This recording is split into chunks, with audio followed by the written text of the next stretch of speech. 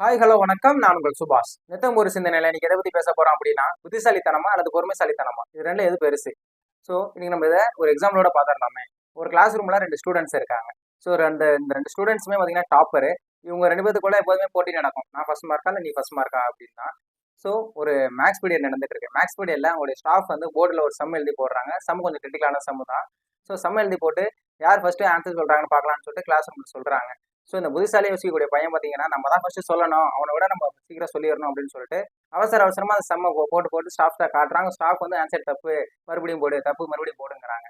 ஆனா அந்த பொறுமைசாலி மாணவன் பார்த்தீங்கன்னா ரொம்பவே பொறுமையா அந்த செம்ம ஃபர்ஸ்ட் அப்சர்வ் பண்றான். ஒரு 2 மினிட்ஸ் பார்த்தீங்கன்னா அந்த செம்ம ஃபுல்லா பார்த்து செம்ம எந்த மாதிரி கேள்வி கேட்டிருக்காங்க, இதுக்கு எந்த மாதிரி ஃபார்முலா அப்ளை பண்ணலாம், எப்படி நம்ம இதுக்கான ஆன்சர் கரெக்டாக சொல்லலாம் அப்படின்னு ஒரு 2 மினிட்ஸ் அனலைஸ் பண்ணிட்டு ஃபர்ஸ்ட் அட்டம்ப்ட்லேயே ஆன்சர் கரெக்டாக சொல்லிடுறான். ஸோ இந்த இடத்துல எது ஜெயிக்குதுன்னு பார்த்தீங்கன்னா பொறுமைசாலித்தனம் தாங்க.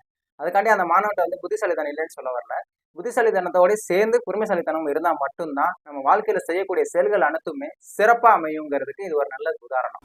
அதனால நம்ம வாழ்க்கையில ரெண்டுமே ஒரு சேர பயணிக்கிறதுக்கு கத்துக்கோங்க. நன்றி, வணக்கம்.